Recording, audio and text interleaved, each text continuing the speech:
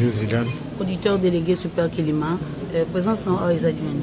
Bon, tu es la président Ben. Azali moko ya grand artiste à na Congo.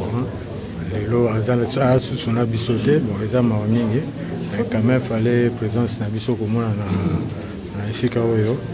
Tu va conduire ti lobby esika okende kopema. Il a fait 46, 49 jours, c'est trop. Bon, eza makambo ekomaka eyaka. Bon, makambo ba circonstance oyo esalami bongo eza na mwa ba raison ebele mais elo oto ezaka ne bandeli pe na suka. Je pense que solution monani yango tozoluka kobongama mpona kokonda impressionnisa ndeni na matanga ya feu na biso benyama eza mawato quoi. Un grand artiste en Koufagi, président Ben, moi personnellement na ebaki et nazara na souci que la mort de awa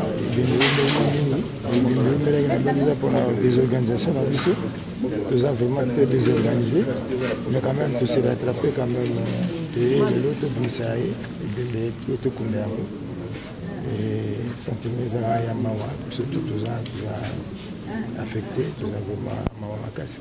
Oh mais bon, l'essentiel est que chaque chose a son temps.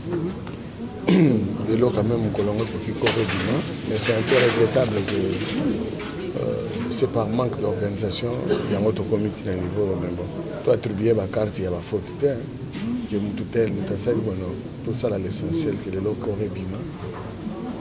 Et puis le but de notre qui est la dernière demeure. Ensuite d'avouer que c'est par manque d'organisation, mais non, qu'est-ce qu'il faut faire dans l'avenir pour que Makamaboué se reproduise? Non mais il faut aider à Bakoulout. On est pas tout biso za ba leki toza na sima soki ba ko zo ka de temps atali kanisa ko benga la biso pe to kota na organisation ça la bienvenue pour la biso. Non ça va. Non ça va pas, il y a pas de musiciens, il y a beaucoup d'artistes et musiciens à Kinshasa mais tout le monde a bango. Non non, il faut pas raisonner en termes des artistes et musiciens. Ben aki moto, il y a batou. Ba bazala bazabatou. Celui nous on a pour ça ba musiciens, vous savez où on les trouve. Les matins à peine en nécessité. Tout ça peut un jour ouvrable. Tout ça peut un mot embouteillage. Je ne sais pas ce que c'est passé. Les condamnés d'emblée du coup. Moi j'estime que bon il y a Ben Bazalia. C'est comme ça. C'est pas les condamnés mais ça fait 49 jours quand même. Mais tout ça va matin sous 2 mois. Et bien besoin la morgue. Qui ça il y a un problème. Pas n'importe qui. Problème est atteint. Problème est atteint. Tout tika babilo ko zo ko kabula biso. Ben azam daki mutabato asaki musalo ya ye kwa ozo sai malelo ya suna tina na ngote ezande biso batu tozolinga to sala o esengi so moto ko kunda ye ezala après 2 mois ezala après 1 mois mais si maro l'a enterré après 2 mois pratiquement Lutumba ça a pris le temps que ça avait pris c'est pas un problème c'est pour moi pas du tout un problème donc o ego sai malelo o ya yeba ki ben o alinga ki ben o alia kana ben o sakana na ben ba ko ben sai te ba ki ben amutu na ye o pe ayete ba misi ata biso na musalo to wana jeunesse musu ba kufa ba jeunesse penso ba yete oui bana ka pena bino ba ko bamba mutu banga po eli banga matanga jeunesse songote ndenge mo pena ba musicien ben a été ce qu'il a été pour beaucoup et lelo ba oyo ya ye ndi ba ko mona na ba o wana nde to lela na bango ba ba ekole na dibota ble ba wana ba to lela na bango to za na bango kanisa bino bokozela na musicien bozela oh Bazalia Bazaba musicien c'est bon. Ah, merci, et je crois que ça doit s'arrêter là. C'est vraiment un faux problème. Le matin, l'artiste c'est vrai, polémique que j'ai tourné corps et vous mettez la mort, mais le corps est bimé, ils ont vraiment monté. Il y a une organisation, nous avons le gouvernement, la famille, la seconde base ensemble pour corps et bima. Et là, c'est le moment idéal. Quand on est bimé, comme nous avons le barreau et on met pour la mort, pour la bonne côté, pour la bonne côté, là il faut passer. Tout présent matin à Nyonso. Votre impression s'il vous plaît? Bon, on est là. Les gens, c'est motivé pour montrer et surtout que la polémique est ça, la matanga, soit disant que tout ce monde dit la mort, trop a été tout ça. Ici, je parle en tant qu'administrateur pour la dans Sokoda, mais ben dans la famille, tout ça est loco mon côté, ceux qui famille apprécient Ndingisate. Et puis famille puis dans de chaque Congo, bataille ça qui mingi dans le ministère, puis dans l'instance Yamboka. Biso pe na niveau Sokoda to era ba kakatonomwa muke mo yoki na sango ni kama compte ba bloqué fungami ba bloqué il y a un épicerie sous temps l'état nous a bon facilement bloqué faire la chaîne de dépenses hors de coro yo bon peso de malapasse mais tant que ça dit que Sokoda a à mesure il y a on a toute date toujours va finir nuance comme on a dépenses en morgue ti beaucoup d'amis toujours mais cela n'empêche que Batamité à Malam, le gouverneur de la ville de Kinshasa, le gouverneur va continuer sur Mboka, le gouverneur paye maman Mokoljamboka, la première dame, il va contribuer à la contribution à la biso tout Simbiangote et qui est la famille. Mais bisonde tout ça l'effort pour tout pour la biso Ben Yamabo tout ça qui naï ti la période de la côté qui est maladie. Merci madame. Est-ce que monsieur Ben Yamabo est affilié à la Sokoda? La Sokoda est une structure organisée et là c'est service ici. Aujourd'hui je n'ai pas qualité pour répondre en lieu et place ni de la hiérarchie de la Sokoda ni de l'organisation de la Sokoda. Mais de mémoire, je me rappelle avoir vu Ben à la Sokoda. Ils ont encore fait 49 jours, c'est trop quand même. Encore fait 49 jours à la morgue, c'est trop quand même. La planification des choses. Je vous ai dit, je n'ai ni la responsabilité, ni l'opportunité de placer un mot en ce sens. Ici, je suis venu me recueillir et mes charges professionnelles m'ont envoyé pour être là en lieu et place de ma hiérarchie. Donc j'ai des limites et des réserves d'émettre une opinion ou une autre quant aux choses dont je n'ai pas la maîtrise. Quand même un mot. Je viens me recueillir dans la mémoire d'un grand artiste, d'un monsieur qui a eu beaucoup d'amour pour l'art et à travers l'art il s'est tissé des relations et il a montré que ces relations-là il les respectait. Il mérite respect et sa mémoire mérite d'être honorée. Est-ce que M. Ben Yamabo était affilié à la Sokoda? Je suis administrateur à la Sokoda et je confirme que le défunt Ben Yamabo était bel et bien membre de la Sokoda et même administrateur à la Sokoda.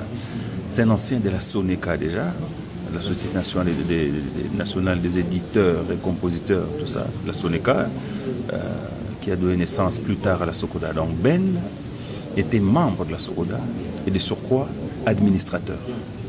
Ses œuvres sont déclarées à la Sokoda et continuent à être jouées. Mais la Sokoda a laissé tomber. C'est la Sokoda, avec l'autorisation de la famille, qui l'enterre aujourd'hui. La Sokoda ne l'a pas laissé tomber. La Sokoda a été au chevet de Ben à l'hôpital. La Sokoda, si ça a pris du temps, c'est parce que ça ne dépendait pas de la seule Sokoda. Ben est un homme public dont les obsèques, comme ses prédécesseurs, ont été prises en charge par le gouvernement. Et c'est le programme du gouvernement qui a fait que, évidemment, avec tout le problème qu'on a là-bas, que ça prenne du retard. Et enfin, avec la famille, la Sokoda a dit, bon, ok, on prend les choses en main, nous l'enterrons. N'empêche, lorsque les procédures administratives de l'État auront abouti, ils vont échanger avec la famille. Mais nous, la Sokoda, ses collègues, le conseil d'administration, nous avons décidé de l'enterrer. Et c'est ce que nous faisons aujourd'hui. Merci.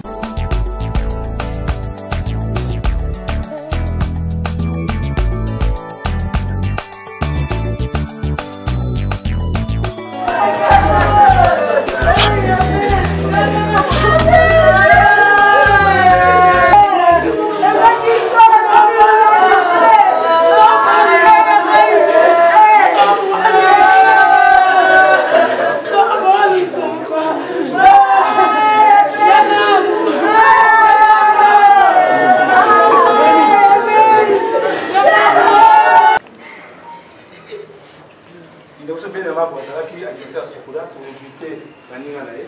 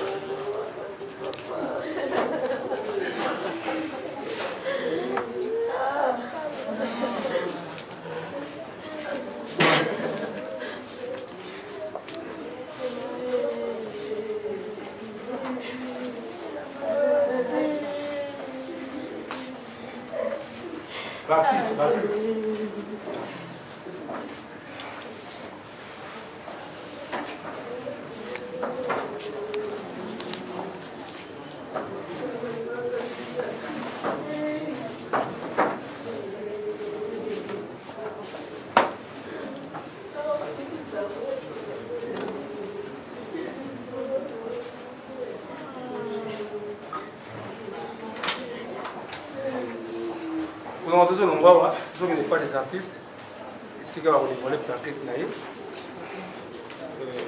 tout bengi famille beaucoup de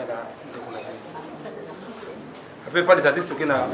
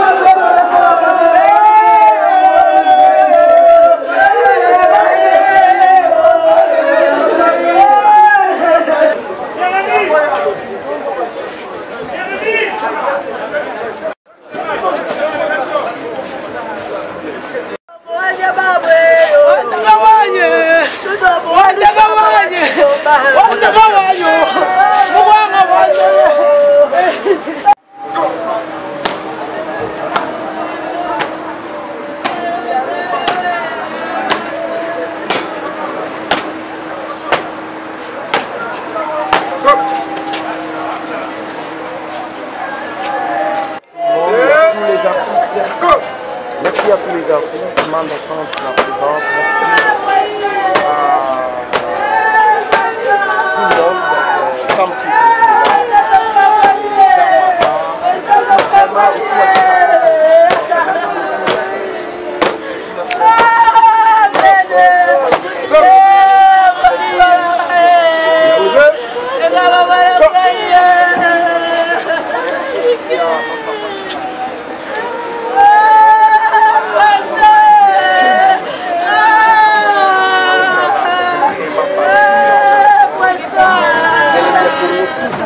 merci à tous ceux qui sont pour ça la rame, ça la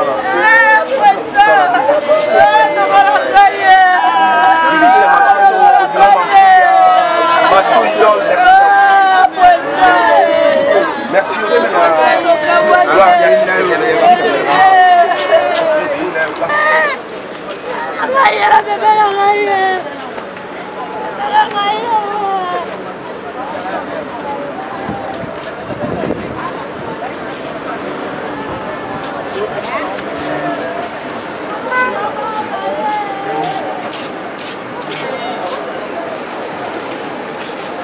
Quelle volonté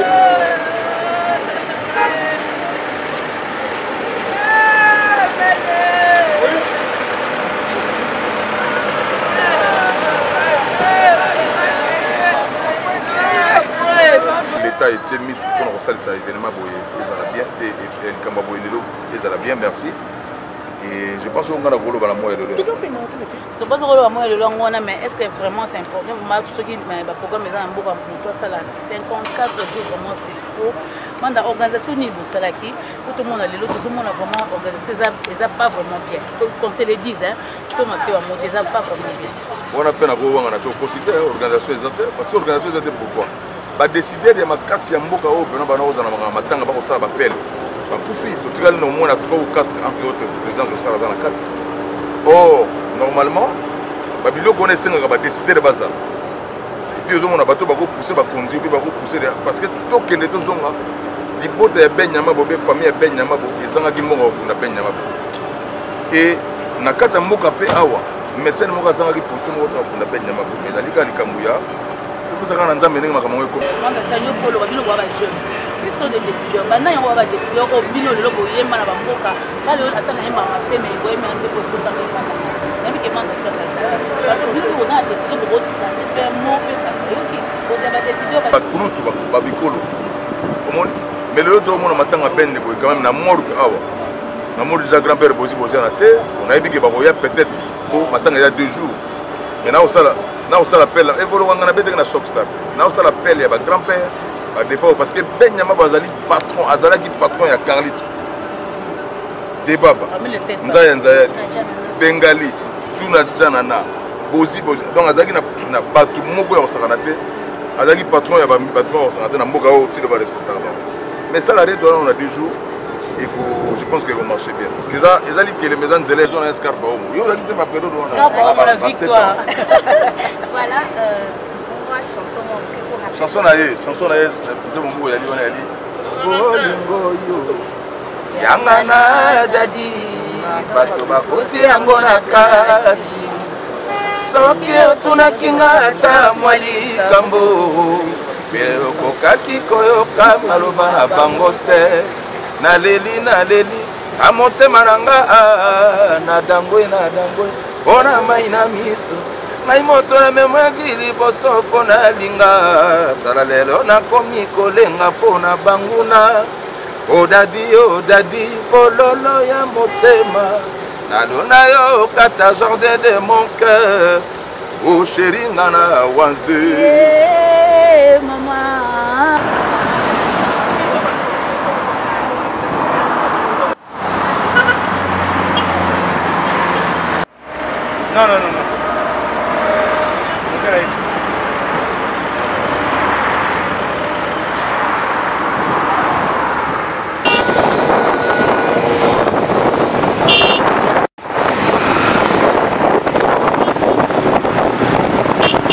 non. Ah.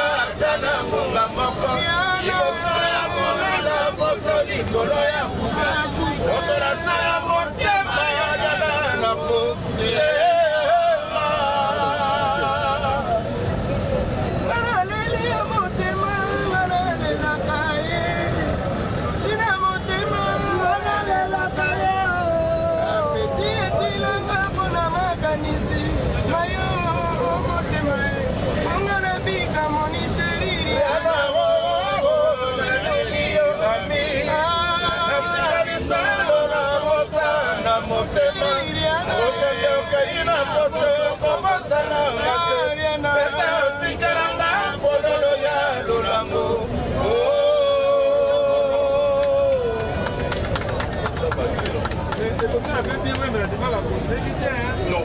Ça va? Bon, ça va. Mais c'est là. C'est ma part, et moi. D'abord, tu te samani à sur le suivi qui est pour la ça recevoir pour le Nyama pour Mutombo. Je suis le président Ben Nyama. Bandi kumuli bande kona biso musu bayete mais tokobima PPA wati epai tokolela ye musu baza empêché de les agir au fleuve pour musu bebi bandi tokutana kuna biso nyonso mawa ezali mais liwa ezali ya biso nyonso bandi lelo ezalaki ya kulutu na biso Ben Nyama lobi ozala peut-être ya X lobi okozala ya Y mawa ezalaka toujours na kati ya mokili po Nzambe asalaka liwa te mais liwa eyaki koya Nzambe bayelaki biso ke akopesa biso lisekwa to résurrection alors mpona lelo toza na mingi ya koloba te tozanga kolela kolutu na biso président Ben Nyama toyei kokabola biso nyonso awa ndenge tokolongwa awa programme nyonso ezali pa ya jara Congo akopesa biso programme wana nyonso alors mpona lelo abandi toyaki awa na place des artistes mpona kodévoile plaque na ye mpe kosala ngo awa epe nde tokokende na epai tokotya mowei oyo biso nyonso tokokana.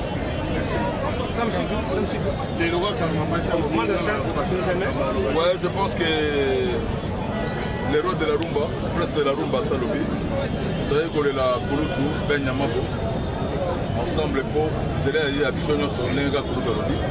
Ah, tout dans la place des artistes, ensemble là, comme c'est un mot quand on Kendati, la rumba sur ce match passe et si gagné les Chakakou, on va faire place qu'on a Sokoda pour la Moé, na biso Ben Nyama.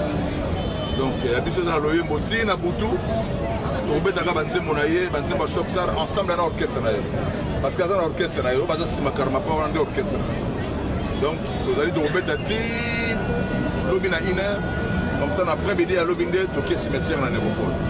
Voilà, dans la négociation, je pense, nous avons 2 jours. Les Alateo, Bayete, Sigo, non. Nous avons 2 jours. Comme ça, Royal Minuit, nous sommes Royal Lobby. Voilà. Merci.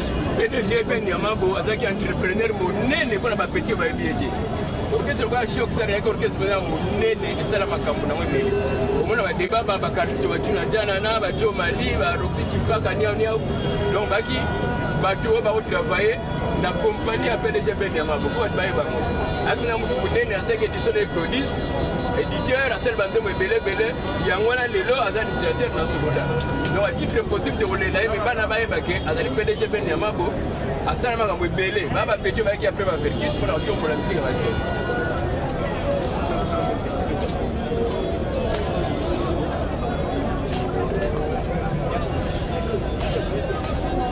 Papa? Oui,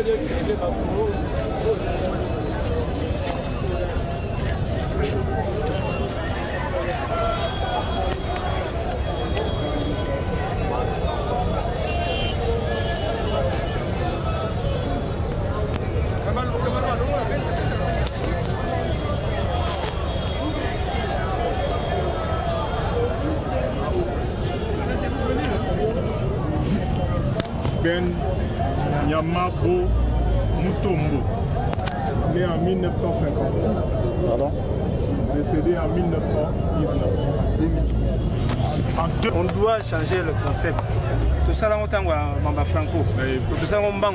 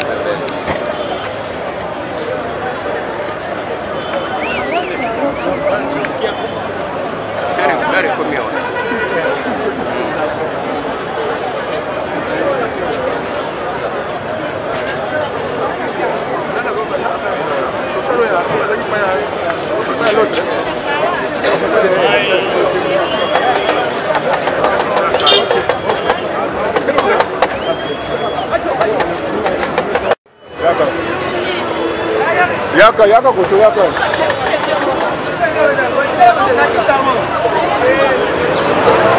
Sala lagi di rumah